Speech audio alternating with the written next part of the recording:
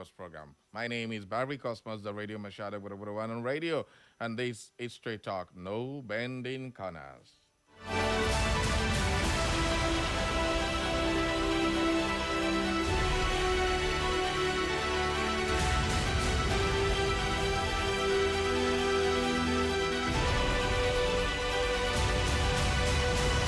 All right, so today on the show, we will be taking a look at our economic outlook for today. And of course, Nigeria's public debt has hit about 152 trillion naira, 152 trillion naira debt. And the federal government is giving us reasons. Well, today we will analyze these reasons and analyze what has happened to Nigerian economy, what they have been able to achieve, and what we are looking out for. What is the impact on the people? You are the people. You tell me the impact of all these on the people. Well, the government seems to, they say they want to consolidate on what they have been able to do.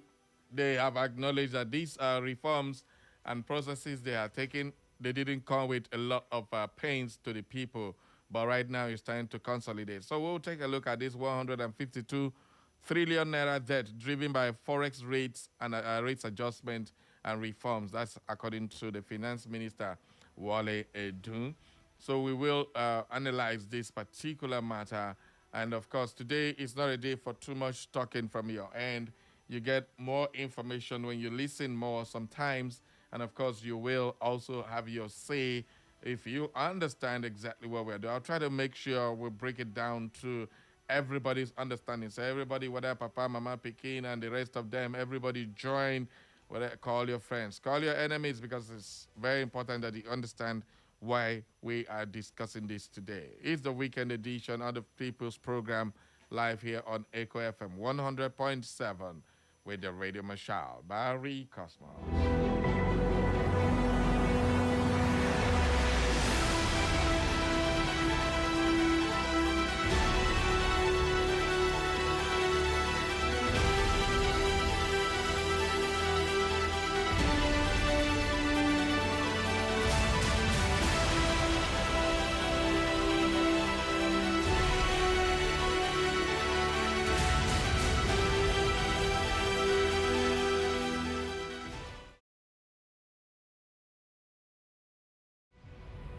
All right, we will start up with a newspaper review right about now. And you can join me up live on Facebook and on Instagram as well as YouTube. Everybody join me live now. Drop your comments. And of course, if you have any questions, you can ask and let us go ahead to try to give you the answers. All right, everybody, welcome aboard, people. It is always a pleasure to be with you. We start up with the Punch newspaper this morning.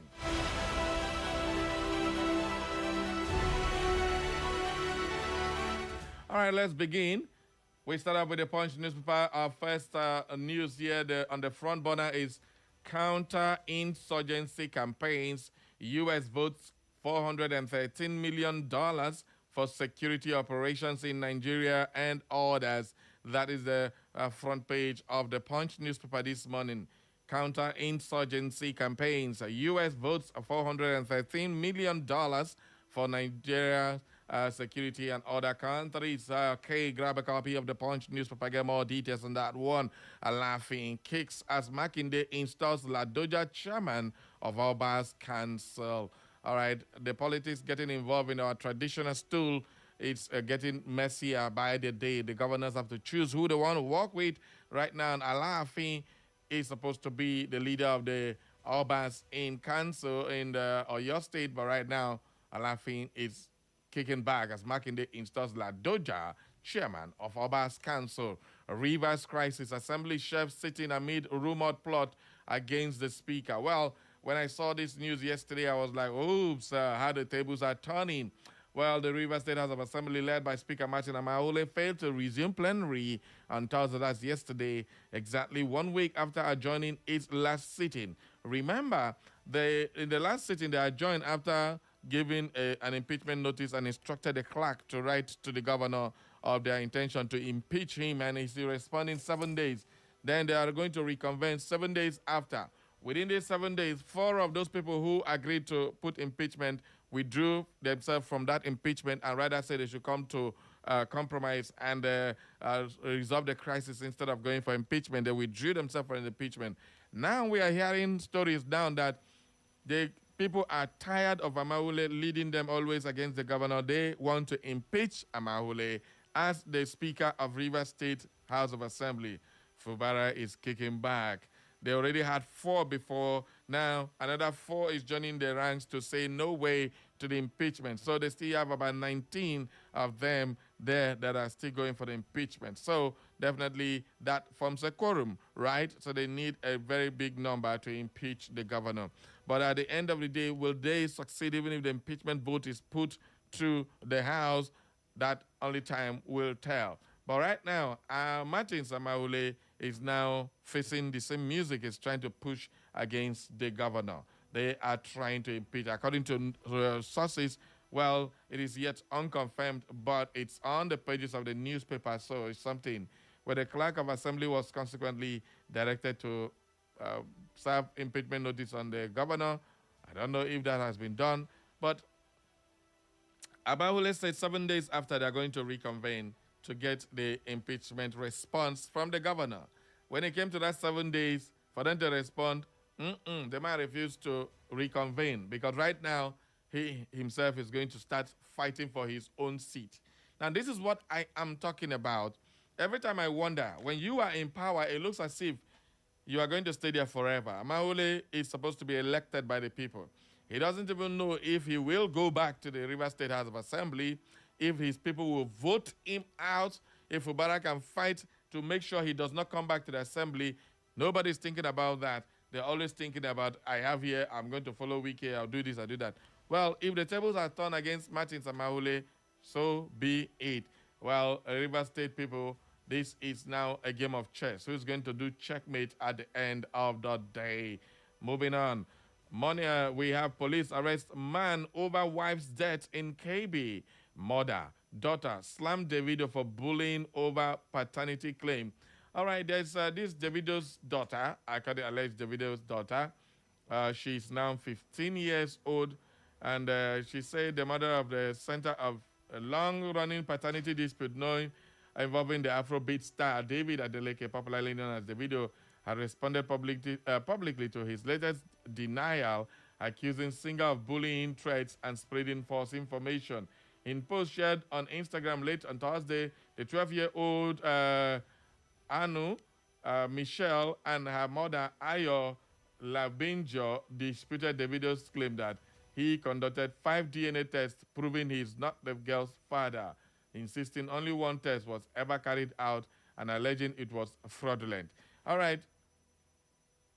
If the mother is insisting that Davido is the father of this girl, the young girl made a post. I saw that post on social media saying that no, he wants Davido and her to go and publicly do a paternity test. If Davido is not her father, she will know it's not her father. That she has been bullied because she claims that Davido is her father. A lot of people keep bullying her, insulting her, and all that. So she wants to claim that she's coming of age now. She needs to know. Well, if Davido does not want to go ahead to claim that she's do another DNA test, why do you keep doing DNA tests? It costs money. Anyway, that's chicken change for Davido. So he should just clear this young girl. It is not about the mother. It's about this little girl who didn't know when all this thing happened, who gave birth to her. The mother, she knows. The father, she doesn't know. The mother said, your father is Davido. Davido said, you are not my daughter. And this is supposed to be the first child of Davido. So it's a lot of confusion on that matter. Let's move on now. CAF fines and bans a tour for 4 matches over AFCON misconduct. Atiku's son joins APC and backs Tinubu's re-election. Unbelievable. This is very, very serious. Okay.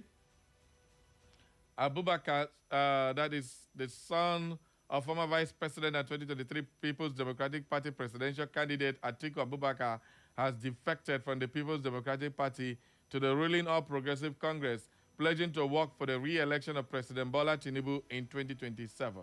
The defection, announced on Thursday at the National Assembly Abuja, is being viewed within political circles as a symbolic and strategic blow to Atiku's presidential ambition and a major boost to the APC's consolidation effort, particularly in the Northeast, popularly known as ABBA.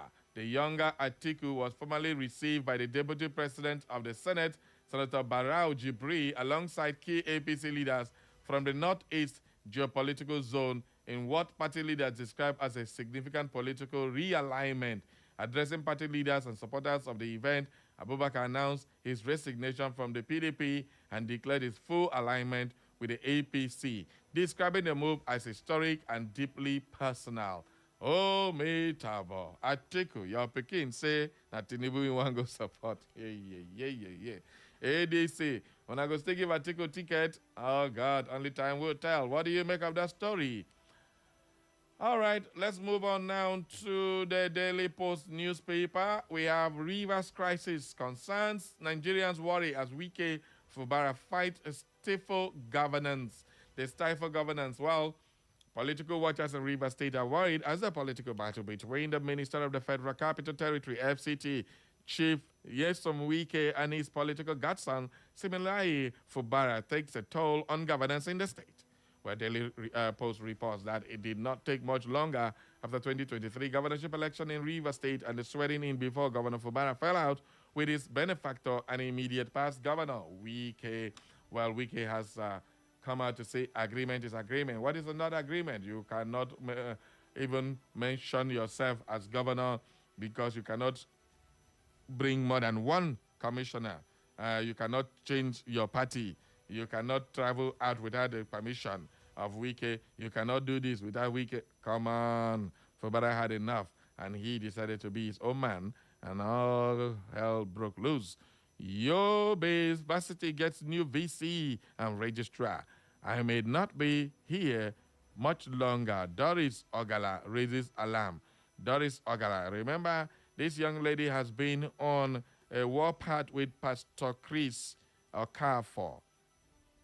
Well, the lady said, you promised me marriage, now you leave me. The lady has become a bone in the truth of Pastor Chris Okafor. We heard that Pastor Chris Okafor's church in Canada has shut down. Well, it's all because of this young lady, and the lady is not giving up anytime soon. She says she may not be here any longer. So that shows that probably she's been threatened or thereabouts she wants to commit suicide. I don't know. Suicide is a crime in Nigeria. Governor Okpebolo sacks new Edo Line CEO. And celebrity marriages that hit rocks in 2025. Top of the agenda will be Regina Daniels' marriage that hit the rock bottom with Ned Nwoko. But never say never. Ned Nwoko, are you ready to let the beauty go away? And that's what a lot of people keep asking. Igbo blueprint for equity in Nigeria. That is the story now on the This Day newspaper, our next point of call. The Igbo blueprint for equity in Nigeria. What is the Igbo blueprint for equity in Nigeria? Let's see if we can take a little bit of that story on the This Day newspaper. All right. When the Global Igbo Foundation Initiative invited me to deliver a keynote address recently, they framed a tricky but simple title, Igbo yesterday, today, and tomorrow. The invitation came at a moment of quiet reflection. That is what the writer is saying. Sam Igbo is writing this one. Okay, so Igbo, yesterday, today, and tomorrow. What do you make of that?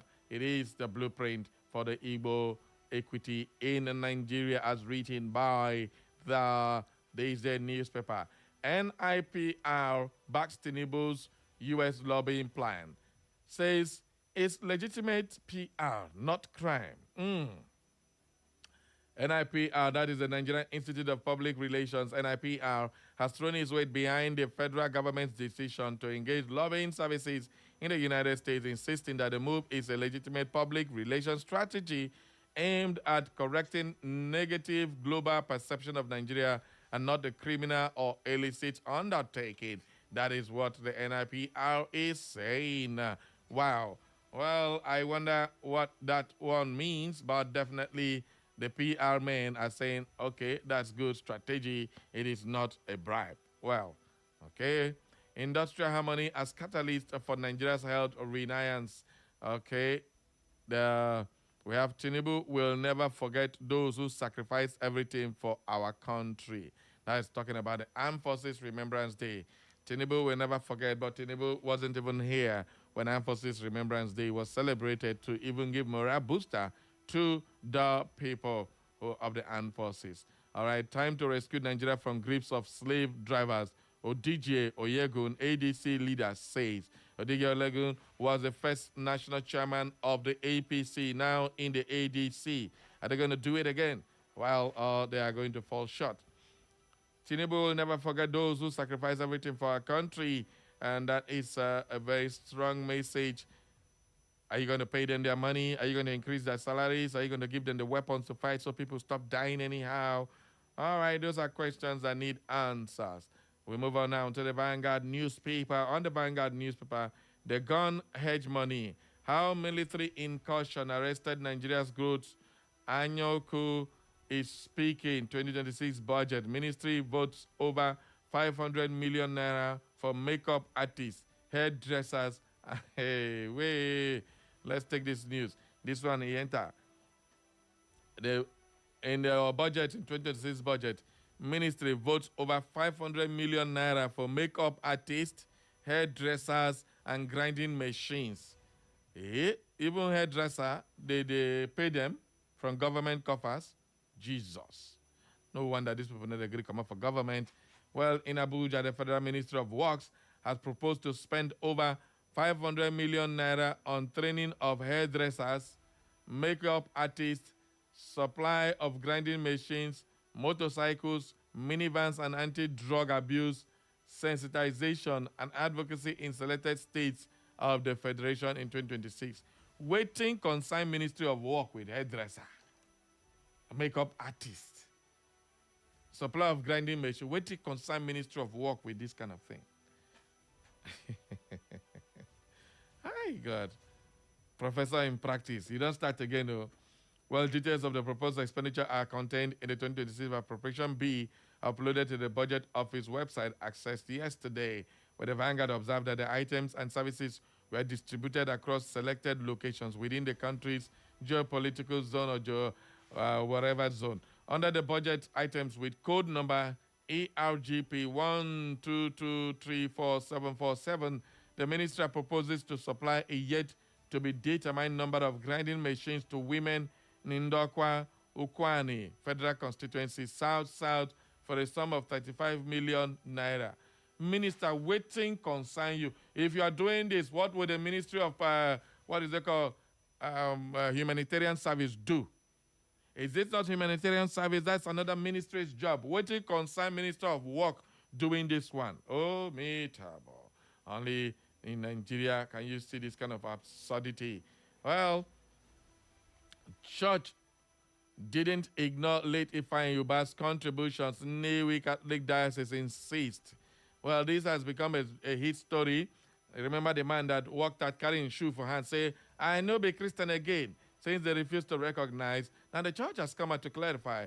The Catholic Diocese of NAIRA has insisted that the contributions of late Senator Ifeanyi Uba to the construction of the recently dedicated Our Lady of Assumpta Cathedral in NAIRA were duly acknowledged and not ignored. Where the clarification followed controversy generated by comments attributed to one James Okoye, who alleged that the church failed to recognize Uba's contribution during the cathedral's dedication ceremony. Well, reacting to the claims, the publicity chairman of the cathedral dedication committee, Reverend Father Hyginus Agolo, said the diocese fully appreciated the immense contribution of Senator Ifeanyi Uba and other benefactors towards the completion of the cathedral. Well, according to him, the church had for months prepared prayers for the dedication ceremony in which benefactors were acknowledged and deceased contributors remembered, including Senator Ifeanyi Uba and Ajulu Uzodike, both of whom were members of the cathedral building committee from the outset. The bishop of the NAIRA Catholic Diocese, Bishop Jonas Benson Okoye, mentioned Cardinal Francis Arinze, Dr. Ifeanyi Uba, and others during the service. Father Agulo said Dr. Uba was also mentioned on page 10 of the dedication brochure and referenced extensively on page 7 to 9. He, however, clarified that while the late senator was a major benefactor to the diocese, he neither single-handedly built the cathedral nor initiated the project. Well, Father Agolo further explained that contributions to the church are not made for public acclaim or the engraving of names on monuments, noting that the church tradition is to continually pray for its benefactors. People who give the church are given to God, not to the bishop or priest. And appreciation is a continuous spiritual process, he said. He noted that so far, more than 20 churches had been built by individuals within the diocese without any form of public immortalization. All right, I don't want to continue with this story, but a lot of people have been saying a lot of very, very condescending statements concerning this matter that they couldn't even mention a fine. But the Catholic Church doesn't do that. Well, if you give to God, it's a spiritual matter. Only you yourself. You're not doing it for political scorecard, but you're doing it because you want to serve God. And when you do that, they remember you in their prayers. What they can do is a brochure where your name and face and picture is they acknowledge people who contributed. What about the small monies that people donate in the church? Because I know the Catholic Church second collection, church building collection, this collection. Do you come and mention everybody's name because it's small amount? No, you don't do that. And that is one beauty about the Catholic Church. When you go there, you don't go there to go and begin to try to write your name, to immortalize your name because you build a church for God. No, nobody does that in the Catholic Church. If you do it elsewhere, it's not done in the Catholic Church. Well, that is that story a lot of people should put to rest. And they have also enumerated the process of recognizing, just for clarity's sake, because that man made a fuss over that issue, and it was now getting embarrassing to a deceased man who is resting in peace. Well, God help his soul to rest in peace because of his good work. But only nobody fit bribe his way into heaven if waiting that man they do. Now God you give, you don't go attacking the church. It's not nice. So, well, that's that for that. Okay. Love dispute. 2 Nigerians arrested for killing colleague in India. Whoa. That one enter. Okay. And U.S. approves $413 million for counterinsurgency operations in Nigeria and West Africa. Nigeria's economic growth fragile. Needs targeted policies to reduce poverty. That's coming to World Bank. They don't come again, oh. They don't come again. They don't come again, oh. They don't come again. Nigeria economic growth is fragile.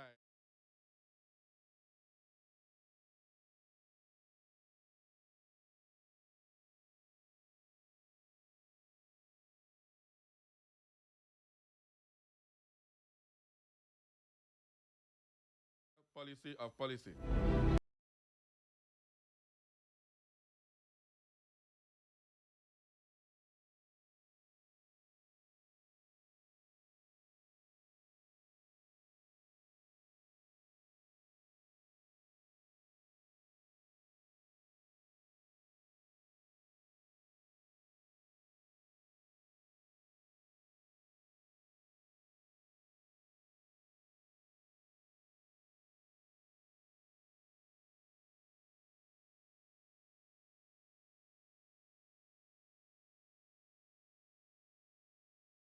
In economic reform, cautioning that reforms fatigue and policy reversal often set in as political cycles approach.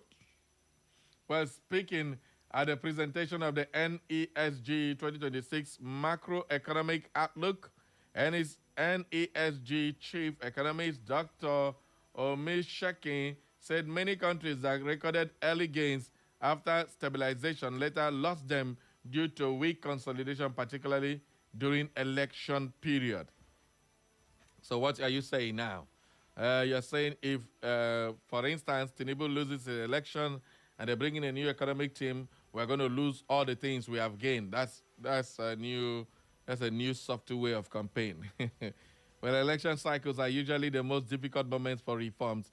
Omishekain said, adding what we have seen across several countries is that once the immediate crisis passes, government tend to relax. When elections approach, discipline weakens, policies become inconsistent, and the gains begin to reverse. True. Well, Well, according to him, Nigeria is currently in a critical consolidation phase following the stabilization reforms implemented between 2023 and 2025, making 2026 a decisive year for locking in progress ahead of the 2027 polls. All right. What do you make of that story? And on that note, I'll be opening up the phone lines for you to have your say on the program.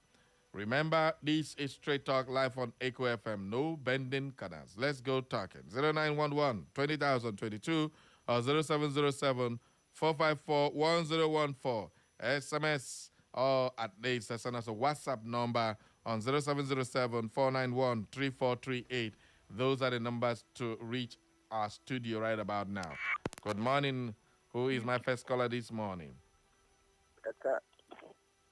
Hello? Unbelievable. My very first caller. Good morning. Yeah. Your first caller is Curtis Sinekwa from us. First caller, God bless you this morning. How you doing? Curtis Sinebella, blessing for you. Yeah, thank you. That blessing will really go down well for me throughout today. Thank you. Go ahead. Yeah. Let me talk about Atiku's son. Yeah. Mr. Barry, I have always said it on bed. I don't like hearing that name, Atiku, honestly speaking. Why would now, you asked me a question. I said, why would you not be happy? Because as a former vice president, he shouldn't go poor again in life. Since 2007, he is contesting for presidency back to back. He is too greedy enough to not to allow the likes of P2B to drink water and keep cup. So how can one man every time, he's not, that is not even what I'm talking about. Let me not digress. But I want to talk about his son, who defected to APC yesterday. The truth is that I am not surprised, and there is nothing fanciful about that, because he is towing the line of his father, Atiku. Atiku is a serial defector from PDP to APC to PDP to APC to PDP and now to ADC. So if his son decides to defect from PDP to APC, he is following his father. I don't have any business about that. He should continue. Then going to Rivers State and the impeachment, what Amewule is about to face now. In fact, it's just that Sim is playing a gentleman politics. If Sim could have been wicked, honestly speaking, yeah, come on, ego Rivers State. They are alleging that the administrator left 600 billion in Rivers State. Yeah, can you when you sort all those house members, you get them. I'm not even happy that Sim doesn't even have the majority of house members to his side. He should lobby all of them. Under a density, they will remove Amule from there. All right. So, Sim should step up. Thank and you. then let Amule go. Thank you. First caller, I've given you enough time to have your say. So right now, everybody, 1 minute is what you get to make your contribution. 0911 20,022. Send us a WhatsApp message or drop your message on Facebook. Good morning. Morning, Barry. I greet you. Thank you. Chibuzo, but I go from Umbisa. All right. Thank you. See, I love what son is doing now. You love what Atiku son is doing? Yeah, I love it. Let's go there. Okay. I wonder why APC, let you vote for them. Let him go there and check for us. Okay. He's not going there for bad. Thank you. Thank you very much. All right, the message on WhatsApp says, Wachuka Elias Jr. from Obako says, good morning, Barry. One name on the newspaper review this morning. Atiku's son joining APC is a strategic, politically-oriented plan to keep an eye on the operandi of the APC, just like Wike working for Asiwaju in PDP 2027 election. Go blood you. I wish other political parties will use their senses this time around by finding a strict means to protect people's votes and not focusing on the votes. They use wisdom, because devoid of it, they won't get anything at the end of the day. Tinubu is a wise man, and he will only take wise decision and wisdom to defeat him. Enjoy your day, Barry. Thank you very, very much. We have this one says, good morning, Honorable Dr. Saprince Anukam, texting from Owerri. Which section of the Constitution of the Federal Republic of Nigeria states that the Deputy Governor of the state commits an impeachable offense if the governor of the state fails to comply with Section 121, subsection 1 of the CFRN, assuming the case of Rivers State was not the same. With the same people stopping the governor from presenting the budget, yet coming out publicly to cry that the governor does not want to show the budget to them. All right? Someone should inform Martin Amawole that Amechi became a governor after serving as Speaker of the State House of Assembly. He vied for the position and did not become governor by impeaching Sir Dr. Peter Otunuya Odili and Sir Gabriel George. He should stop looking for a shortcut to coveted seat of the governor of the Rivers State. All right? That is exactly what Amahule is trying to do, because if the deputy is also removed, Amahule will become the governor. And that is what he's trying to do, to remove the governor and the deputy so that the speaker will emerge as governor. That is the game plan, so that Wike will now have control of the state. If Rivers State allow that to happen, this one says, Niger, I hail thee. Okay, nice. This one is said, blessed morning, beautiful people. And comrade Anoye Juju from Equator say, Barrio, in a scout is a person sent in front of army to hear the news of enemy. Maybe Atiko's son sent to APC to hear the news of APC. Secondly, Barry, where is Tinubu? Tinubu de Europe. Good morning, Barry. My name is Felix Moses, texting from Umar Himberi. Atiku should go and rest. He is too old to become the president of this country. And as for his son joining APC to support Tinubu, in quite unfortunate that if just a family politics, may his father have not given him some dollars. If he does, his son will support him. Thanks and enjoy your weekend ahead. Thank you very much. All right, Collins Oswago, a.k.a. Motion, texting from Imo Police, says, good morning, my good friend, and strongly support what Anambra State government is doing. I wish Imo State government should do the same. Most of their churches are polluting the air with noise. All right, we also have, okay, that makes, I think it came in way earlier than now. Let's go back to the phone lines. Good morning.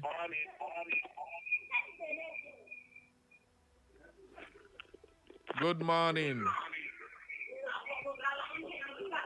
Hello? Good morning. Hello, good morning. How you doing? Welcome aboard. Name and submission. Okay, so how's everything going on there? No, hala, carry go. Okay, thank you. All right. Thank you very much for your concern. Dr. Mrs. Samao Lebra on our Facebook says he takes intellect, self-confidence, creativity, commitment, and power to move a nation forward. Do our leaders have what it takes? We need leaders with passion, focus, and vision to move this country forward. We can't continue living in pains and penury. We are desperately in need of leadership that will improve a lot in the life of a nation. There comes a crucial moment when leaders take decisive actions aimed at salvaging the people from disaster.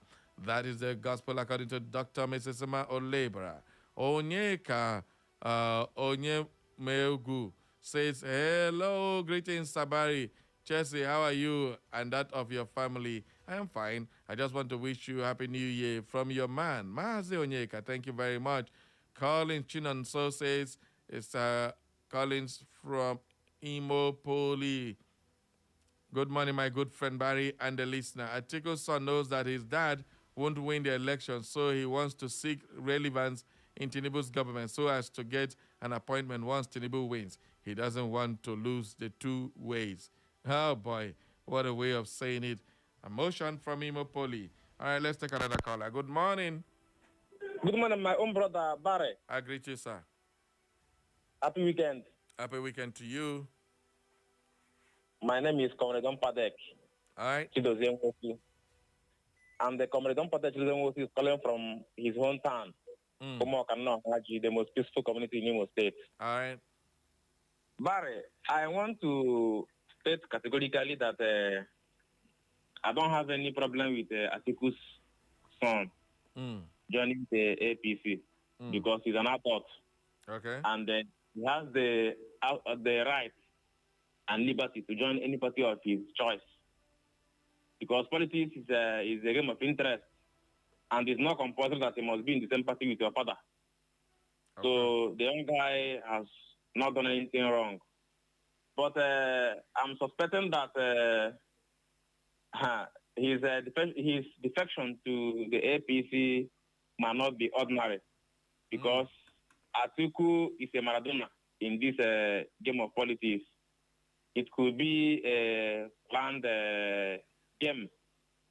Maybe it was his father that encouraged him to join the party, maybe to be a spy in that political party. But well, however... You're speculating now. Yes. But however, I'm still advising Atiku to please, if he means well for Nigeria, and if he actually wants ADC to win the forthcoming election in 2027, he should give P2B the opportunity to fly the flag of the party. Because Atiku cannot win. Thank you, my brother. Thank you. Sorry, please. Hello, good morning. A gracious and a pleasant morning to you, dear Barry Cosmos. Good morning to you, sir. Welcome aboard. Chimeze Madu remains my name. I call from Owerri North, Imo State. Okay. Let me be very brief with my submission this morning. As the last caller said, we know that politics has always been a game of interest. Yeah. And to the best of my knowledge, I have not seen any law in Nigeria that is inimical to anybody to be in the same political platform with his father. So the son has every right to belong to anywhere he wants to. But the big question is that the son leaving his father's political party to join the ruling party, the big question remains that it is a testament of the fact that Atiku himself is not qualified. Chimeze Madu is my name. Thank you. Thank you very much, Chimeze. Good morning. Good morning, Cosmas, my very good friend. Good morning. My name is Chief Jude Ubad, and I usually call from Duchi Zog. Let me still talk about Abubakar son joining APC. Wonder they say shall never cease to happen.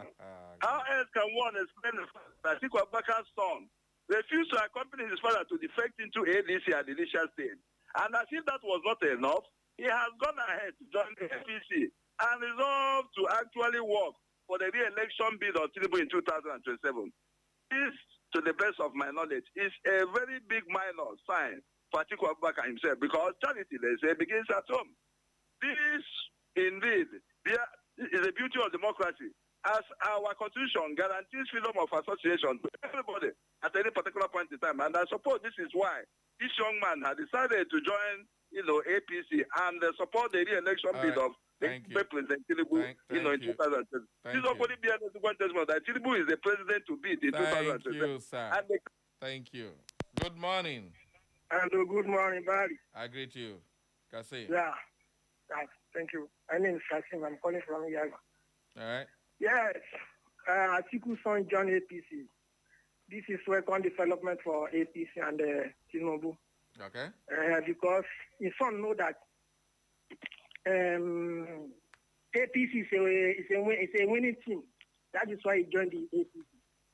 And I want to quickly chook mark for what is happening in River State between Kuta and Tumbara. I don't know what always happens in our democracy. That every time we see Godfather. This thing happened when PDP was through. I could remember what happened between Igige and Andy Uba in Anambra in 2003, when Obasanjo choose Andy Uba as a godfather of Anambra. We see the drama. So the extent that then kidnapped the governor of Anambra, Igige, before God now collect the power back to Obi. I don't know. This democracy in Nigeria, I always say, my brother, democracy in Nigeria has nothing good to offer for this country. Let us tell ourselves the truth. If those another person come as a president of Nigeria tomorrow, all these things will still happen. All right, thank you. All these things will still happen. Thank you. My brother, thank you and God bless you. Bye. Thank you. All right, this other message says, gracious morning, distinguished Barry Cosmos, the Guru One. Article's on defection to the ruling APC is God at work. This is divinity paving way for Peter Obi. Barry, note this in your diary. Peter Obi is the next Nigerian president. Thank you. God bless Barry Cosmos. God bless Echo FM. Pastor Wisdom and CK from Obazu Mbieri. That is the message from Obazu Mbieri. Good morning to you. Good morning.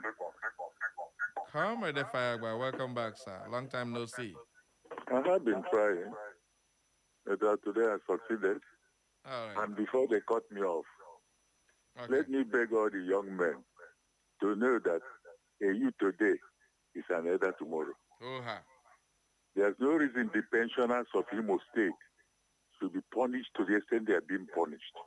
My wife who died 6 years ago, her benefits, her arrears are still yet to be paid. I have arrears of more than 48 months and harmonization not done. Gratuity that is supposed to be the first thing to be paid is owed in Imo State. And worst of it, the so-called advisors have misadvised the governor to be involved in pension matters. What is the decision the governor is supposed to take there? We are told he's looking for growth.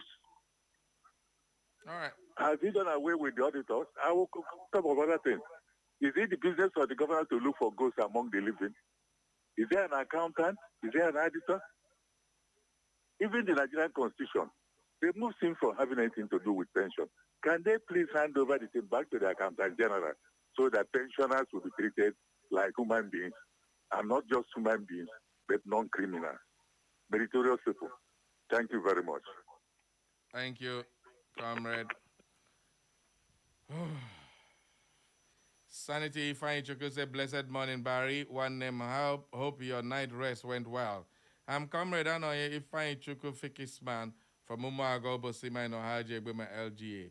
Atiku son joking, is it joking or joining APC shows that something fishy is going down, which they don't want us to tell us. Well, it is also shows that Atiku is not capable of controlling this country since he cannot control his family. Let him go back to the drawing board. Have a great day ahead. Barry, thank you very much for your message. Chief Ben Okwono from Awaka says, Mr. Barry, as far as I'm concerned, Atiku's son is merely grandstanding. He will end up being a mole for his father. He is merely playing politics. Have a nice day, Barry. All right, have you thought for once that the Atiku family want to be in government? If the father is not in government, the son should be in government. Has anybody thought about that? Anyway, let's move on to other messages. Okay, we have Uncle Barry. Please, let's have peace in this country today. River State tomorrow. That Evangelist Obera listen live from St. Peter's, Ikenebu. Thank you very much, Evangelist. We also have Collins, says my good friend and listener, Atiku's son knows that his dad wouldn't win the election, so he wants to seek relevance in Tinubu's government. He doesn't want to lose the two ways. Okay? Thank you very much for that. Please, if you send a message, send it once. Don't keep sending the same message multiple times. Doesn't make sense now. You are stressing me. Okay, Barry, my man, Atiku's son joining APC is political game plan from Ozigi Marcel. All right, thank you from Ngbidi. And we also have Juju from Ikwere says, Barry, your brother Samosis Ajeka celebrating his birthday today. Okay, thank you very much. Wow. Big brother, big uncle, happy birthday to you. A bella blessing. God bless your new age. Thank you very much, Sir Dr. Moses Ajeka. Happy birthday to you, sir. We also have Amofuegbu Chinedu from Umuakali Naze. Please tell the Speaker of Rivers House of Assembly that he must reconvene to enable us impeach him. Thanks. You follow the Rivers State House of Assembly, say us impeach him. All right, that's great. It's good to have you. Ofuegbu Chinedu from Umuakali Naze. Say, when impeach this, what's his name? Amahule. Amahule wants to be governor through the back door. Good morning. Hello, Barry. Good morning. The senior citizen Mazu Zama is in the building. Good morning and welcome, sir. Yeah, Barry, good morning. But it's so sad that elder statesman Naba must try to be public every time. Every month. That Every every month. time, not even months. That is it because he doesn't call you every day to say, look at what is happening to me. Okay. And you know why it hurt me? It is all of us citizens of Imo State who are in the air that I never worked for the government, so I'm not entitled to any pension or gratuity. But those who are entitled, those who are honest, are regretting. Those who messed up themselves, they got more than enough and used everything they could use, and they have things to fall back on. Those who honestly are not crying every day. There's another man who comes from somewhere in Olo and says, harmonize my every channel you listen to, harmonize my pension. Is that not what should be done? Why should an elderly man be asking the younger generation to do what God has put upon the younger generation for the elders? Let me just conclude. I don't want to talk about Eldawa and all the other senior citizens, senior citizens. Elder statesmen, what they are going through is very, very distressing. But let me remind the younger ones who are talking of Atiku and his son. SG Koku, he was a product of my country, the London School of Economics and Political Science. They were there years before me. You know that SG Koku contested the election against his father, the famous Alban Ikoku, and won his father. Good morning, Barry. Sometimes we should do some basic history in all these things before we come to radio and be talking. Right. SG Koku contended against his father in the same election, won his father in the same constituency. And what happened? Did the war stop? Did anything happen? But please, let all those in charge take care of the elders, the elder statesmen who are in touch. They are not begging, Barry. The faith is that this is their right. You go to work, you have an obligation, a contract, that when you end after 30 or 35 years, the government must pay you so much money. Government has not paid. He lost his wife 6 years ago, and you have not paid what the woman was. She didn't connect it in her lifetime. 6 years after, nobody has. Very good morning. Good morning. I'm senior citizen. Thank you very much, sir. Well, it's so pathetic and so sad that our elder statesmen will keep crying every day for their monies to be paid. I wonder, well, we are making frantic efforts to get the government to speak on this matter. Well, I'll keep doing what little I can to bring it to their notice as soon as we can. We'll do that. Well, you just have to stay a little longer. If it's from our end, we're doing our best to get the government to comment on these issues and bring it to their notice. We can't have our senior citizens always crying for what they worked for in their youthful age. Like Comrade Fagba said, a youth today is an elder tomorrow. So everybody should take note about that. Well, just before we go, our time is up for the newspaper review. The Arewa Consultative Forum, ACF, Northern Elders Forum, NEF, Sir Bello Memorial Foundation, Arewa House, and several other Northern groups have lamented what they describe as a steady decline in leadership quality and governance standard in the North, 60 years after the assassination of Sir Ahmadu Bello, the Sardauna of Sokoto. That is a new movement, a new talk coming from the Arewa Consultative Forum. Well, still on the news, we have African Democratic Party, ADC, the Obedient Movement, and the Civil Society Legislative Advocacy Center yesterday knocked President Bola Ahmed Tinubu over his absence at the 2026 Armed Forces Celebration and Remembrance Day. The president is currently in Abu Dhabi, United Arab Emirates, where he is attending the 2026 edition of the Abu Dhabi Sustainability Week, which kicked off on Monday. But the question is very simple. Can the United States president not be present on the day United States is remembering and honoring their armed forces? Can that ever happen? Well, that's the question everybody needs to answer. That's a question the president needs to answer. The vice president was there, of course, but does it show any good optics that our president wasn't there? That is what all the opposition people are saying. I thought I should bring you that news before we call it a wrap on the newspaper review this morning. All right. Thank you very much. Let's rush out some of the messages that came in before we leave. I think we have this one. Good morning, Sabari. The River State what's this? Policiocracy instead of democracy is coming to its zenith point soon decorum. Table is now turning around to normalcy. Nigerians, especially in that state, have to choose sane democracy that what we saw in that state under wicked leadership. Nigerians need to a sane climb to live otherwise than what we have witnessed today in the ruling party. We must change this governance narrative to good governance because when the head is right, entire body would work fine. When the head is rotten, the entire body will be smelling. Nigerians should think about this. Dr. Imo Emmanuel in Owerri. All right, and finally, we have this message says, "Good morning, my good friend Barry. Happy New Year. I'm the great Godseed Global Ventures from Ihiagwa, Barry. Hence, Atiku don't want Peter Obi to go and rescue Nigeria from this pain. That sounds Atiku right for his own that has shown Nigerians that Atiku is not trusted. Barry, God bless you and have a great day." Thank you very much. And that's the much we'll be taking on the newspaper review this morning. We head on to our news department to bring you the news update at 10. Don't touch that dial. We'll be right back.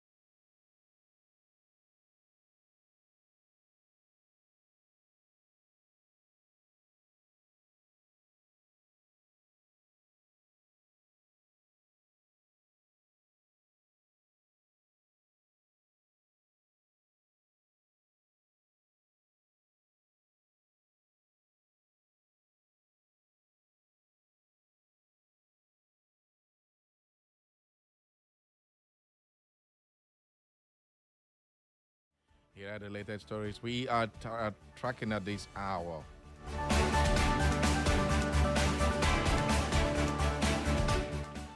The federal government has welcomed the European Commission's decision to remove Nigeria from the European Union's list of high-risk third countries for anti-money laundering and counter-terrorism financing.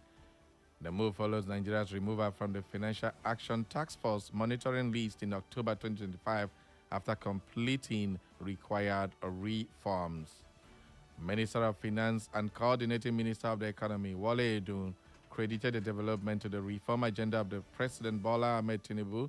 He reaffirmed Nigeria's commitment to sustaining financial sector reforms and strengthening cooperation with international partners.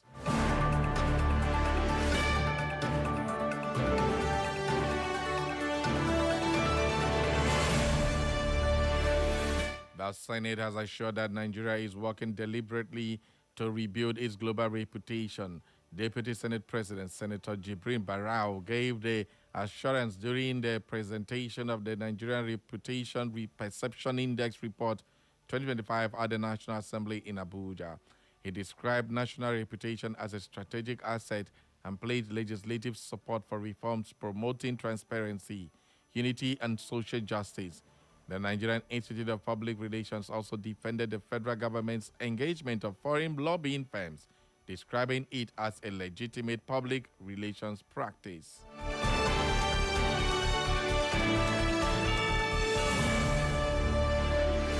The Lagos State Task Force has arrested 3 suspected fake naval officers for allegedly impersonating Nigerian Navy personnel during the demolition of illegal structures at Oworoshoki. One of the suspects was said to have posed as a naval captain while attempting to obstruct government operations. Authorities say the suspect have been defrauding members of the public and undermining security agencies. The task force assured that they would be handed over to appropriate military authorities for prosecution.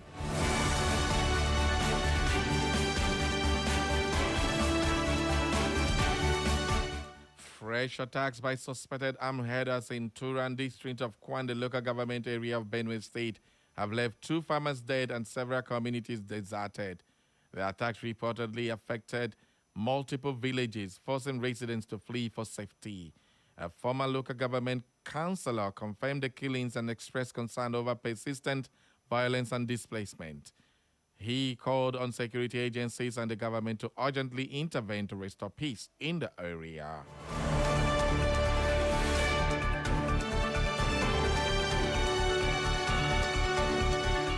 And in business, the Nigerian Revenue Service has clarified that value-added tax is not charged on bank transfers, but only on service fee imposed by the banks. The agency describes reports suggesting otherwise as misleading and inaccurate. According to the NRS, VAT has always applied to banking services under existing tax laws. It also assured customers that interest earned on savings, fixed deposit, and similar investment does not attract VAT.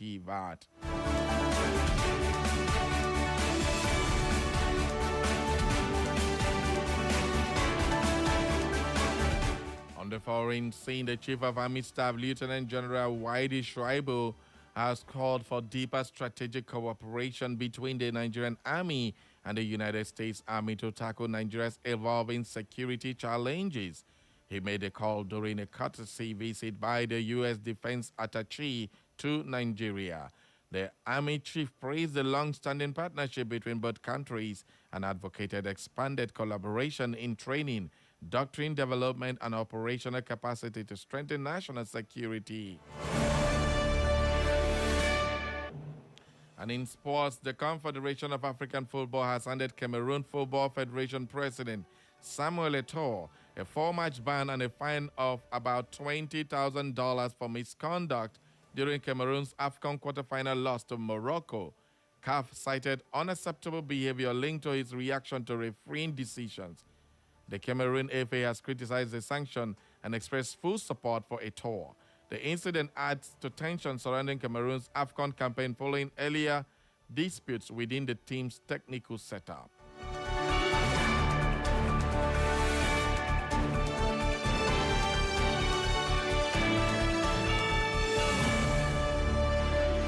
And that is all for the news update at this hour, as edited by Benjamin Joseph. For more news and update, follow us on Facebook, Echo FM, on X is at Echo FM_Owerri. On Instagram and YouTube is Echo FM 100.7. You can also listen live anywhere in the world via www.echofm.net. And that's the news update at 10. Thank you for listening.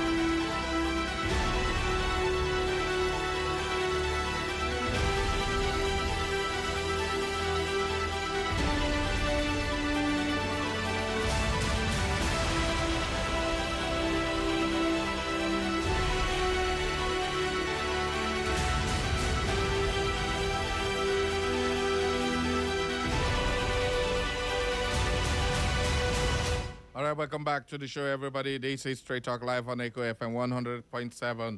It's a conversation segment right now. We are taking a look at the economy today. Nigeria's public debt has risen to 152 trillion naira. And the federal government has given us reasons. So we're going to take a look at the reasons today, do some analysis on this. What expense have we achieved, what the government has achieved economically, both the macroeconomic outlook and what we need to know about everything concerning the debt profile that has risen tremendously due to certain things. Well, the federal government yesterday defended Nigeria's rising public debt stock of about 152 trillion naira, insisting that the increase largely reflects improved transparency and exchange rate adjustment rather than reckless new borrowing. So that's what the government is saying.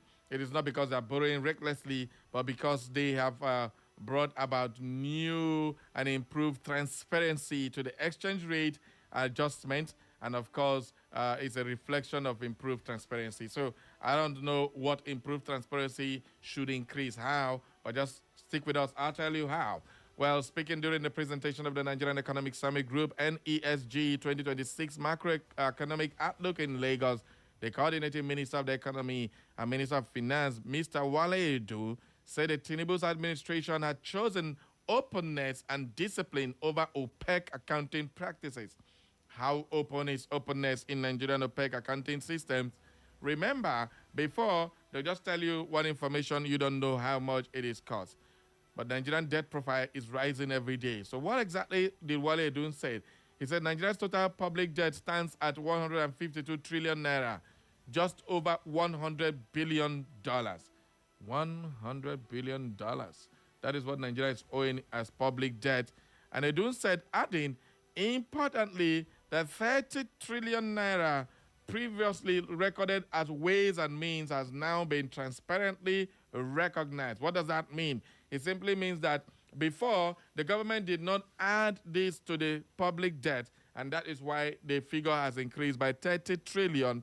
The Ways and Means, what exactly is Ways and Means? For those of you who don't know, Ways and Means is just a way of the government borrowing money from the CBN. They print money to give to the president and the government if they are falling short, and that is supposed to be registered as debt. But according to our constitution, that allows for only 5% of the previous GDP, that's the previous year's GDP. That is the only amount of money that should be given. And before a new one is to be given to the government, they must have refunded the one they collected earlier. But that didn't happen under Buhari's administration. They kept printing money, taking Ways and Means, and it resulted to the 30 trillion naira debt, which has now been recognized and added to the Nigerians' overall public debt, which has now stood up to 152 trillion naira. That is the explanation Wale Edun was given. So let's continue. According to him, he said our debt is now over 100, just about over $100 billion. When you convert about $100 billion, it gives you over 152 trillion naira. Unbelievable. Now look at the differentials. 100 billion. Before you get 1 trillion, you have 100 into 9, and then 999 plus that 9, that 0.1. Before you now get 1 trillion, then it means that our 1 trillion is 1.5 trillion to get 1 billion of US dollars. That is the exchange rate differentials that is doing. And if what caused it, it came from the reforms and the policies of Nigeria. Well, according to Wale, he stressed that although debt service remains challenged, transparency has improved significantly. I think that government has continued to meet all its statutory obligations. Despite fiscal pressure, salaries, pensions, and debt service have been paid. That underscores the commitment to discipline and transparency. That is according to Wale Edun. We will do more analysis on it later. Well, on the performance of the 2025 budget, Edun noted that Nigeria's fiscal position showed resilience despite global headwinds and domestic constraints. The fiscal deficit stood at 3.4% of GDP in 2025, slightly above the Fiscal Responsibility Act threshold, reflecting ongoing adjustment efforts. He said, according to him, revenue performance remained constrained largely by shortfalls in oil and gas receipts, but non-oil revenue recorded improvements. That is what the economic outlook is saying, according to the finance minister and coordinating minister for the economy. Well, according to him, fiscal federation reforms have strengthened the financial positions of states, many of which are now running budget surpluses exceeding 3%, enabling greater spending on health, education, and public service, he added. Now, they tell us all these beautiful things, that this is what they are doing. But at the end of the day, our debt profile is increasing, and they're giving reasons. So when you take away 30 trillion of this amount, I think another one, they added about 30 trillion and another trillions of naira. If you take away 30 trillion from 152 trillion, it means you have about 122 trillion. That is astronomical amount of money Nigeria is owing. Well, consolidated demands resolve discipline and policy consistency. Nigeria cannot afford to retreat or pause on this movement they have started. What it simply means is that we will continue on this trajectory to consolidate the gains of the reforms. That is what the president and his economic team is telling Nigeria. Well, he explained that distortions that have defined economy have been dismantled. What are those distortions? Multiple exchange rate. They say it's fake exchange rate and all that. Forex in Nigeria was pegged at 400, 300, depending, because Nigeria was subsidizing a lot of things. They took away subsidy, brought in, floated in naira, and made sure the market forces took over. And that gave us the real exchange rate. That is according to what the government is trying to make you understand. Well, he said, on investor confidence, Edun said Nigeria reforms are yielding positive signals globally. We were received at the World Bank annual meeting. Nigeria has exited the FATF grey list, and of course, and has just been removed from the European Union's list of risky countries, which credit rating agencies have also responded positively. It means Nigeria can now borrow money. They are no longer at risk from a European country to say that if we borrow our money go lost. Well, according to them, the reforms, these are the benefits and the things they have been able to achieve. We're just bringing it out for you to hear and understand. We're commenting on growth and inflation. The minister said economic activity was broadening, with 27 sectors growing above 3%, even though manufacturing and agriculture are not yet where we want them to be. He added, inflation remains a challenge, but the trajectory reflects the commitment of monetary authorities. The fight against inflation is anyone's fight, because inflation hurts the most vulnerable, the hardest. Okay. These are all. Anyway, let me just give you all the things he said so that you will get to hear what the government said they have achieved. And then we will now counterbalance it with what you are feeling. Are you feeling any of these things as saying as a person, as a business, as Nigeria, as a country? Then at the end of the day, who is benefiting from all this now? They say we have this, but is it really touching you and me and the small businesses around Nigeria? That is what we are going to face now. Edun also highlighted the improving performance of Nigeria's capital market, describing it as a critical pillar of growth financing. We have seen improvement in trade balance, foreign exchange reserves, and stock market capitalization, now approaching $500 billion, while we're owing $100 billion. I'm going to just remove 100 for the 500 paid now. Well, in imported threshold for global market credibility, that's what he said.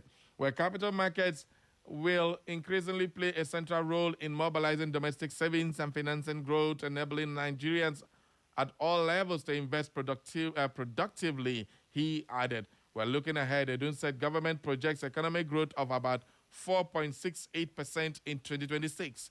Remember, they projected 3.8% growth in 2025. This time they're projecting 4.68% in 2026, with inflation averaging 16.5%. It is all about 22 right now. When President Bola Ahmed Tinubu came, it was 18, rose to 33 point something, and now it's back to 22. They're now projecting 16.5% at the exchange rate benchmark of 1,400 naira. That is what they have projected. So if the exchange rate increases, what happens? So this is exactly those projections. Remember, last year they did a budget of how many dollars per barrel if we are going to sell about 75 naira per barrel, but dollars per barrel. But the thing crashed to about 60 something, and that caused a lot of shortfalls in our projected revenue projection. And that really, really affected the economy's performance. They resorted to borrowing. Now we started again this year without any form of manufacturing increment, agricultural production, and all that. We started bringing all these things again at the beginning of the year. By the time we get to Malachi in June, then you would understand if these projections will start dancing skelewu. It's always a very positive projection. But at the end of the day, the budget implementation last year is still not to its about, they just did about 30%. 70% is not implemented. Now we are bringing a new budget, which capital projects have already been asked not to be included in the budget. So ministries still sneak some of those capital projects in the budget. Right now, we're having a new budget, and the projection is to have 4.68 growth. Are we going to achieve that? Well, we keep watching. The information continues. Well, according to some experts, they say, I don't think legacy debt is sole reason for current colossal figure. Adonrin is saying, reacting as well, David Adonrin, analyst and vice executive chairman at High Cap Securities Limited, said the unmaxing of shadow debt and subsequent incorporation into FG's total debt profile is commendable. Shadow debt is the ways and means. That is what it means, those ones that are not added. So they say it's commendable, but I don't think that the legacy debt is the sole reason for the current colossal figure of 152 trillion. That's what this expert is saying. He also said there is need, another expert said there is need for caution given ratio of debt to GDP. Now, ratio of debt to GDP, we have 152 trillion naira. What is the GDP in the country? So when you put the ratio, it doesn't add up. So that's another issue we need to work up from. Reacting on the rising debt profile, former President, Chartered Institute of Stockbrokers, Olatunde, said, well, the minister is correct in stating clearly the constitution of the current sovereign debt and its measure of transparency he has brought to the job. For me, what is germane is debt sustainability rather than the quantum of debt itself. Looking at debt to GDP ratio of about 36%, one can argue that sustainability is not in any peril at the moment. What about if it increases? What about if our exchange rate drops again? What about if we have economic shock in the oil prices? With all this happening, what happens? So these are all issues. Okay, I think I've given you most of the information the government said.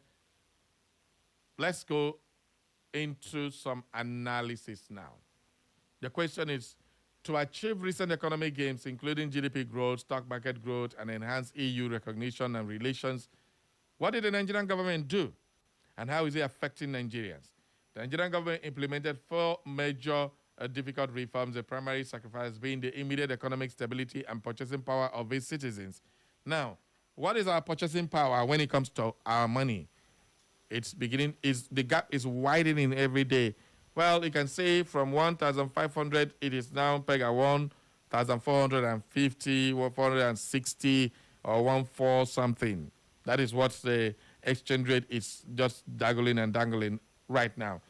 Now, that's the official rate. When you go to the black market, what happens? The Bureau de Change people, how did they do that? So what did the government do to sacrifice? What did they sacrifice in their key reforms? The chief amongst them is the removal of fuel subsidy and the liberalization of foreign exchange market. The sacrifice made by government, the fuel subsidy removal, the government ended the opaque and costly fuel subsidy system, which has strained public finances for years. This allowed for market-based pricing of gasoline. Okay. The market-based pricing is now what the government, we are seeing playing out in the Dangote versus the marketers. The pricing, this and all that, that is what they meant by fuel subsidy, allowing market forces playing out. So with this, do you think that's in the right direction? But in the long run, Tinubu's government has always told Nigerians that in the long run, this is what will happen. Are we seeing that happening now? Today, I am not here to praise or sing. We're just bringing out the facts to you, and then you make your decisions. Later, I'll open up the phone lines for you to add your say in this one. Foreign exchange, FX market unification, the multiple official and parallel market foreign exchange windows were unified, and the Naira was allowed to float more freely to a market reflective rate. This ended central bank financing of the fiscal deficit and improved dollar liquidity in the official market. Now, do we have dollars flowing in our market? That's another question I want to ask you out there. This dollar, they say it should be freely flowing, the exchange rate and all that, they floated the Naira. That is what led to Naira devaluation to where we are today.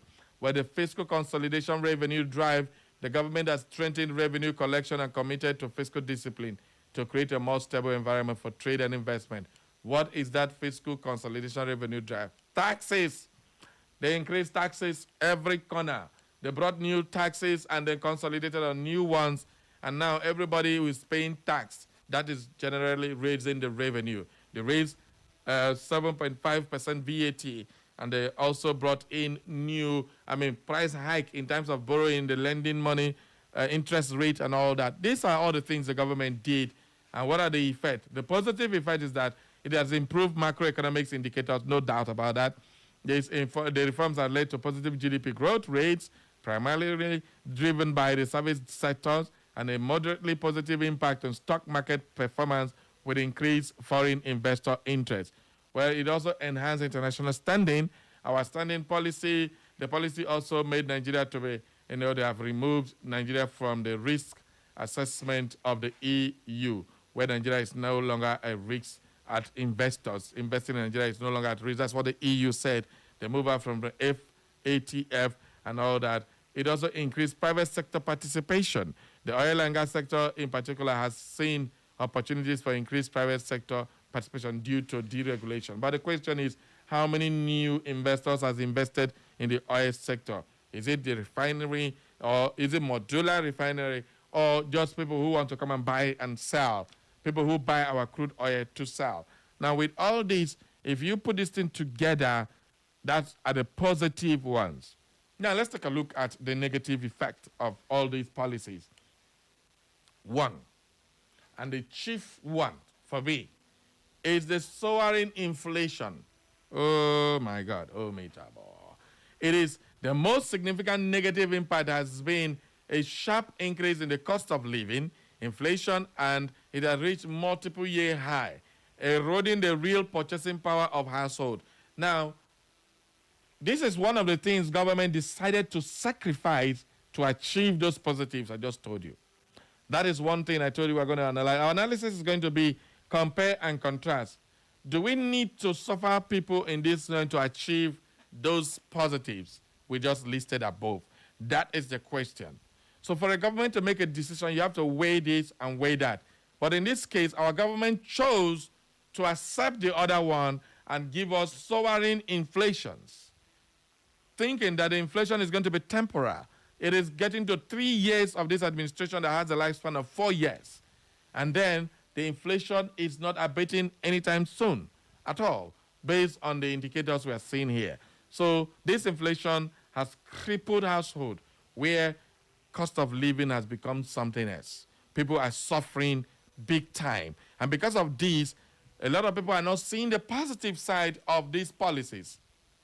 The positive sides of these policies are not seen by Nigerians because, one, a hungry man, they say, is an angry man. If you don't have food, how do you think about shelter? If you don't have shelter, how do you even think about good clothes? So these are the things that people are worried about, the soaring inflation. How can we achieve this positive without the soaring inflation? That is where the people stand for, and that's where we need our government to do more, because what they're doing is more of foreign capitalist theory that has no effect on the suffering masses. That is where the whole issue is. Two, it has increased poverty and worst of inequality. This whole thing has increased poverty beyond level. In fact, the poverty now don't get ED. Povertied. You understand? Not be joke. I'm not be joke. Our poverty don't get ED. Povertied. Yes. And and it is now, and the inequality gap is just too much. We have what? The class, they are like this, the rich and the poor. There are no middlemen anymore. It's either you're rich or you're poor in this country. So the removal of subsidies has pushed more people into poverty and deepened existing socio-economic inequalities, as the immediate benefits have not translated into any meaningful increases in per capita income or broad employment opportunities. The poverty rate stood at 42% in 2023. Today, what is it? Go check it out. Well, it also have higher business costs. For you to run business in Nigeria, Jesus. Hi. And sometimes I wonder how Chief, my Oga, they managed to put this business together. Because when you look at the expenditure, the money we spend just to be live on air with you, it is astronomical. That is why businesses cannot pay their workers what they are supposed to pay them, because the cost is just too much. I don't know if you understand what I'm saying. The higher business costs, the businesses, especially those dependent on fuel and foreign exchange for imports, because of this exchange rate increment, they say dollar don't rise, dollar don't rise. Even Agbalemo, you know what they call Agbalemo? Udara. Where they bring for village, from Karaha village or from Mbise, they will bring and come. One, now they say how much they say Udara now. It don't reach 100, 200 for one piece. Ube. Because for you to sell pear in the market, you have to buy rice. So if you're going to sell pear cheap because you get it from the village, and one tree wait on there since your ancestors plant them, you are plugging the ube, if you come and sell it for cheap, it means you cannot buy pepper. That is the equation, and that is where the government is failing completely to understand. So to have significantly higher operational costs, with 85% businesses negatively impacted by fuel subsidy removal and 77% by the FX unification. So if we put all these negatives and put the positive together, our government chose the positive as against the negative. That is the implication of this whole thing. So when they talk about all these big things, they don't want to look at this. The only comment they make is as though the policy is harsh. This is not harsh. It's killing people. Small businesses are folded up. Are we having new businesses cropping up every day? Hell no. People where they do small business, most of them don't go to Okada, POS, and the rest of them.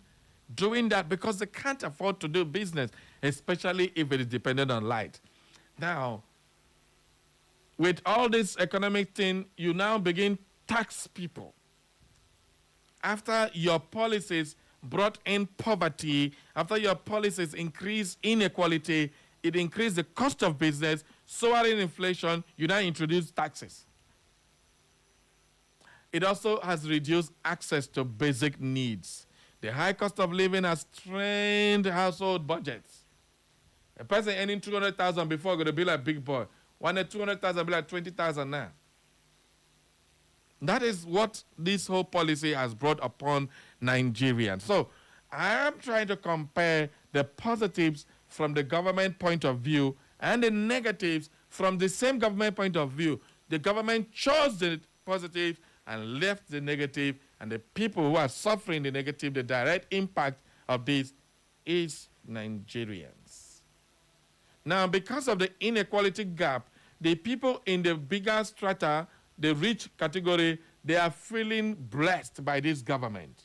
Yes, they are making more money, they are generating more and more branches of their businesses, while the masses who don't belong to that category of the upper class are languishing in abject poverty. And at the end of the day, who put these people in power? The people languishing at the level of abject poverty. So this is where I will open up the phone lines for you to add your own analysis to what we've been doing. Based on what Wale Edu has said, based on the economic outlook, based on the positives from the government policies, and based on the negative, where do you think your own comment will come from? 0911 20,022 0707 454 1014. Good morning. Who did my line? Good morning, Barry. Yes, welcome back, sire. I'm lucky. Go ahead, sir. I don't know the present economic advisor to the federal government. The policies they are saying they are making, by my own little knowledge of economics, are deliberately intended to impoverish the people. Let me tell you what they did with minimum wage. Okay. They gave some money, about 40,000, to the least paid, according to them. You know that is what they gave to people right through. This is the first time such illogical, irregular, difficult to understand policy is effected in our country, Nigeria. And people want to make progress with that. Because when you publish, let me just illustrate a little. Somebody is earning 200,000 a month. Another person is earning 30,000 a month. You bring his own to 70, and you give this man 2,000, the same amount. Haven't you deranked him? Salary increases are usually proportionate. And when you destroy this so-called middle class, because we don't really have middle class in Nigeria, industries will be collapsing.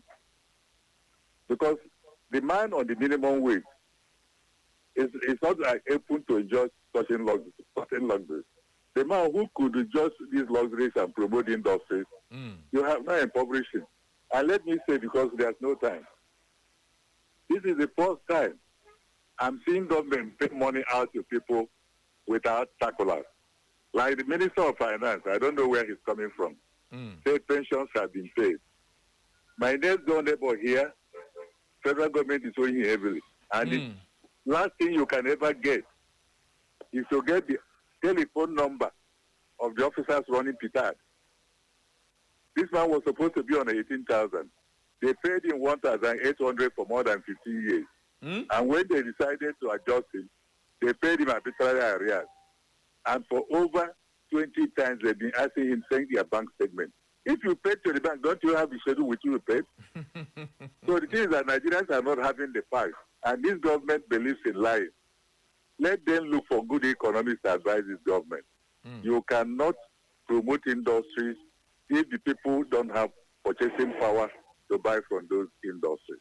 Thank you.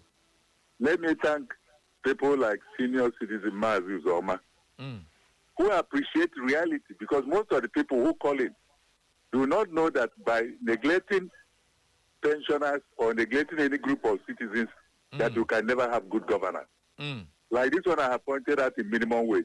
How can a government raise minimum wage and it doesn't reflect right through? Is it not cost of living allowance? So who is the economist that is talking that type of thing to them? And then in Imo State, do you know that pension in Imo State, even though the Constitution says review every 5 years or together with any salary increase, has not been reviewed since 2000. Can you believe that? But this is the facts.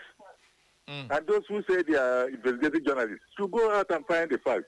Because Nigerians are being defeated and this country is being destroyed. Thank you very much. All right, thank you very much. Good morning. Good morning, Barry Cosmos. I greet you. Welcome aboard. Happy New Year. Happy New Year to you. Congratulations. Thank you very much. Happy New Year. Welcome aboard. All right. I don't have much to say because you have said everything, my brother. All right. Yes, you have said everything. I don't have much to say. What I have, you are doing a very great job. Thank you. But I must say this. Me, I went to you people all this while. I miss you people a lot. We are back now. We told you we were upgrading. Yeah. We are back. All Thank right. you. My name is Frank, calling from Bicholo. I miss you people. Thank you. You're doing a very great job. Keep it up, my dear. Thank you very much. Have a great day. Bye. Bye-bye, sir. Thank you for calling. All right, let's get another caller. Okay, we lost that one. Send in your messages on WhatsApp, on Facebook, or YouTube, whichever one suits you. Good morning. Hello, Barry. Good morning. The senior citizen, welcome back. Yes, Barry. my A-level economics is almost half a century about that food now. So I'm not talking economics. I'm talking about what happens at Mazama, you're just intimidating us with wisdom. No. Wait. Barry, what I'm saying, whatever I'm saying this morning is about the economy and relief market. Okay. That's my own economics. Okay. Barry, I was not 30 when I bought a new car. I was an employee, not a businessman. Okay. My employers gave me the car loan to buy a car. And at that time, 504, Peugeot 504 was less than 4,000 naira new. So my salary was enough for me to take that car loan and finish paying in less than 30 months. Today, there is no new car in Nigeria at the level of 504. Even if your salary is 1 million naira a month, that car will cost more than 100 million naira a month. So you need to work for 7 years before you can pay for that car. And somebody is telling you that whatever he has done is working wonders. But let me ask you, because I'm not going on with the theory of those in government. Okay. Can you point at one item in regular use where the price has remained at what it was 10 months ago, or where the price had not shot up by more than 50%? And somebody says my policies are working, and the people are dying. But I don't have a copy of the Constitution here. I would have drawn your attention to the provision that the essence of government is the welfare of the people of Nigeria. What is happening, Barry? What is happening? Who cares? No, who cares? Who cares? Good morning. Thank you very much, the senior citizen. All right, let's take another caller. Good morning. Good morning. Okay. Of Nigeria. Okay. Good morning. Welcome aboard. This is the problem Nigeria is having. Okay. Can you believe that my uncle is working security work for government primary school in Iboichi for close to 8 years, now he's still receiving 30,000 as salary. Why the men who are in the office are receiving more than 1 million a year? How this country is going to be better? I remember when I used to buy Gary, 500, a pen. But now, do you know how much is Gary a pen? Gary now down they read 1.6. How you think me have to survive me where they do Ugwaja? First of all, my name is Udeme John. That is coming away from a Bible state. All right, carry go, sir. This country, I don't know whether that's for me to go to make the country better. I better no say you that work. Daddy? No say you that one. Try for your side, make your head come out. This country really need fasting and prayer. We really need today, like me and you now, we enter 8 days fasting and prayer for Nigeria. This is serious matter. All right. Thank you. Thank so you, much. my brother. Thank you very much for calling. Hello, good morning. Good morning, Barry Cosman. Welcome back, sir. My name is Chief Jude Obad, and I usually call from Duties of the State. All right. Well, it's unfortunate that many Nigerians are passing through excruciating economic pain. But one thing I want to assure every Nigeria is to know is that all these things are going to be in the short run. Because, but they recall that World Institution like World Bank and the former President Obasanjo once told Nigeria that every government policy or program aimed at developing the economy will initially impact on the people negatively, economically speaking. And I think that is the role that is playing out now. But only good thing there is that and in the long run, people will begin to enjoy it. And I can tell you that situation has already started manifesting. Because if you look at the prediction of World Bank or IMF, they said Nigerian economy will now rise to its highest level of crescendo, in this 2020. So what are we not talking about? All enjoying Nigerians is to actually exercise patience and be optimists that sees opportunity, every calamity. Instead of being pessimists that see calamity, every opportunity. And there's soon going to be light at the end of this. I will already seen that light already. Thank you very much and God bless you.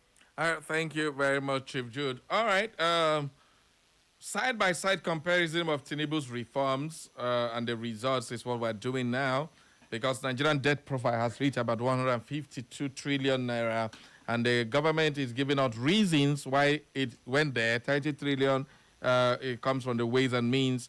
Of course, the other ones is the transparency, and of course, the increment in terms of exchange rate that raised the thing arbitrarily to where it is today. So that's what we're discussing. Good morning. Good morning, Barry. Welcome aboard, sire. Happy New Year. Happy New Year to you. Yes, I'm calling from World Bank. All right, very good. Barry, somebody mentioned Peugeot to 4,000 naira or something like that. Yeah, there was a time when before you leave secondary school, you already have a flat, you already have an employment. Now they enjoy all these old people. Now they enjoy that till they reach our town. They scatter. We have Peugeot automobile, we have Volkswagen automobile. Imagine. We have Aswani. We have textile industry booming. We have people lining up at companies every morning. They are absorbed. They go and work. They get money. Look at our environment. How many years now? How many years?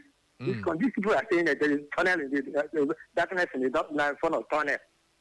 How long? We need to start seeing this from agriculture. Farmers are deciding their farmland. And we are talking about, I think you heard rightly put the agro industries. Then in the industrial sector, where these people are working, the people will be employed and getting money. And then you can talk of economy. What economy are you talking about? When the grassroots economy, microeconomy is in shambles. I don't understand their economic plans. We are not seeing anything in short. How many years now? Nothing to show that you are going anywhere. Have a nice day, my brother. Thank you. Hello, good morning. Good morning, Barry. Hey, Steve. Oh, welcome aboard. Yeah, my name is Steve Ozem, I am calling from where?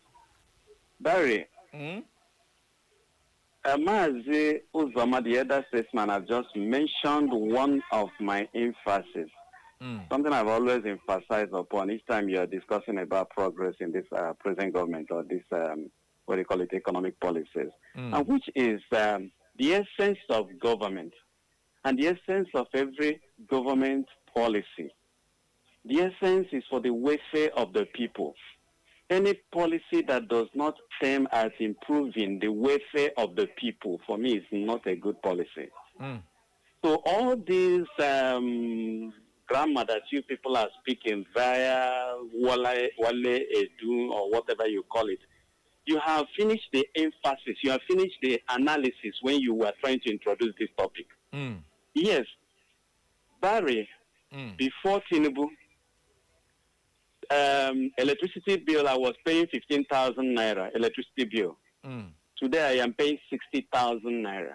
Okay. My income may have not changed from what it used to be. Now minimum wage was raised to 70,000, and somebody who has minimum wage of 70,000, living with a wife and children, maybe living in a flat of 2-bedroom flat, now he's paying electricity bill of 60,000 out of his 70,000 naira. He pays transport to work, which may cost him up to 15,000 in a month. And then his children have to eat. And you are telling me about progress in our economic reforms. What is the impact of this progress on this particular man?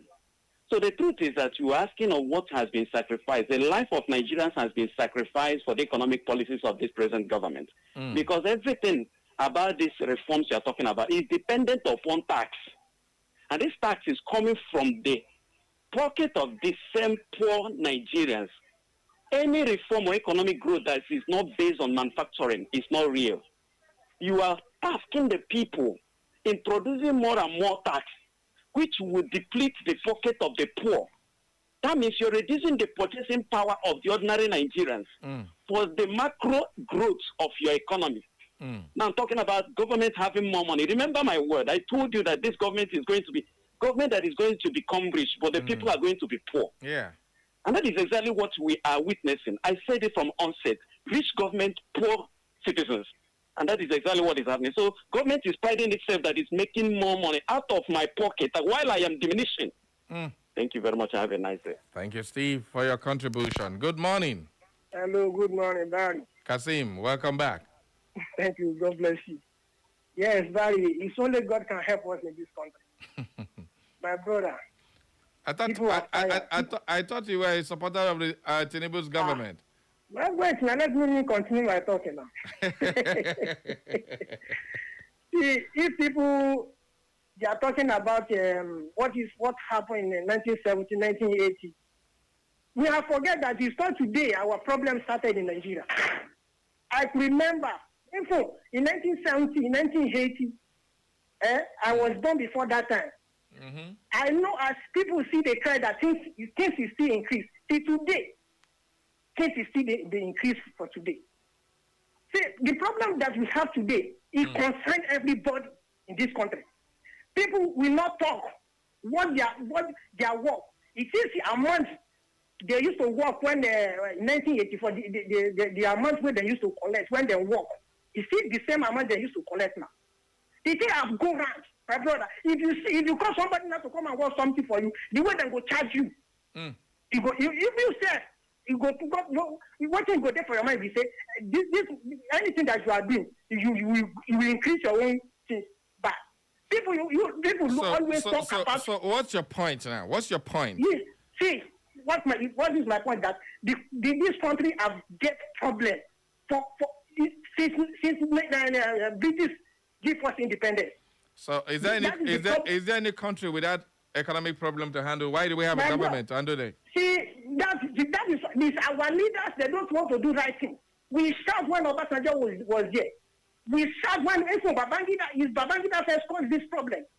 We shout when Buhari was there, Jonathan was there. So if we still continue with democracy in Nigeria, my brother, our shout will continue until we do something for this country. Thank you. Thank you and God bless you, buddy. Thank you. All right, for time factor, the calls are just coming in non-stop. Because of time, we have to try and summarize what we've been able to do today. Now, like I told you earlier on in the conversation, our debt profile has increased to 152 trillion naira.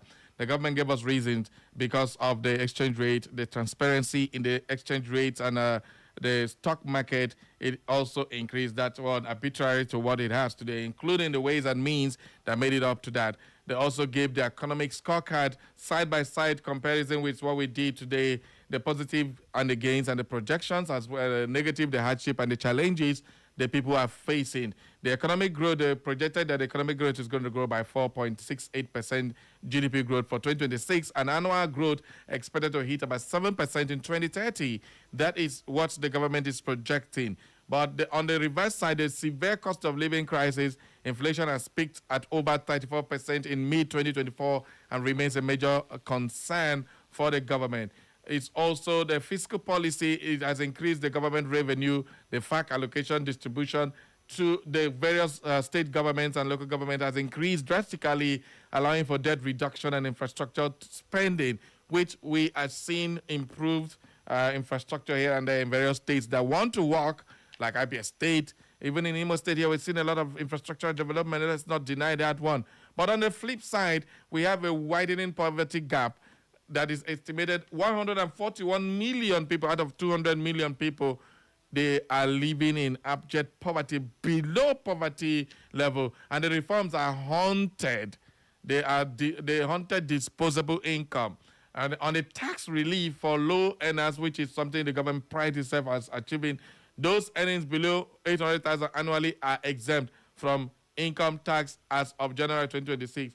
Now, these earnings, how do you now calculate the earnings? It's money that come into your bank account and all those things. What about if somebody send you money, maybe send give another person, you don't enter your account now, it's not your money. How does the government know about that? Well, it also increased VAT and complexities, and the concerns over potential VAT rate increases and complex new compliance for larger firms. Because if you have your own 25 million, you pay 15% if you increase. The money just keep increasing. So the tax, they leave you here, they hold you here. So a lot of people are not very convinced with that one. The monetary and FX, that's the Forex, Nigerian stabilization, the exchange rate volatility has reduced, no doubt about that, with a projected average of 1,400 naira per dollar for 2026.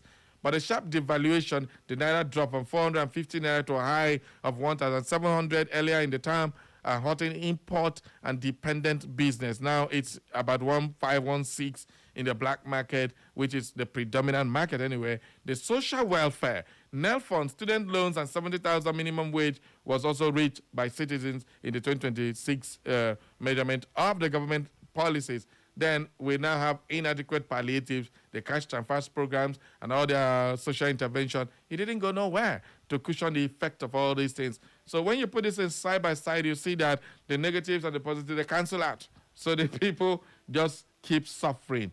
When the completion of arterial projects like the Lagos, Calabar, Sokoto, Badagry superhighways, which is also what the government is doing. At the end of the day, if they do complete it, it's going to be a plus, but it's coming at a high operating cost. And the fuel, electricity price, the hikes, and everything for small businesses to shut down before seeing the benefit. So you have to die before you see the benefit. That is exactly what Nigerians are saying. So in summary, it is not Uhuru yet, but the government is working on its policy. And they are like, from every indication, they're not going to back down on these policies at all. So we got to get used to it at least until 2027 when a new government can be enthroned or the continuity of this President Bola Ahmed Tinubu's administration continues. That's our show for today. I do hope you enjoyed your time. You've learned one or two things from this program today. Remember, my program, our program here on Street Talk is not just about information. We try to educate, enlighten, and, of course, make sure you are entertained while doing that. My name is Barry Cosmos, the radio machine one on radio, and it's time for me to pack my load out because today is Friday. They come. When 3 women gather, they go join person. Today, be like I'm asking they go attack because me, I don't run. Hoo-ha. The Slim Diva and the League of Women are coming for She Matters. Thank you very much. Bye-bye for now.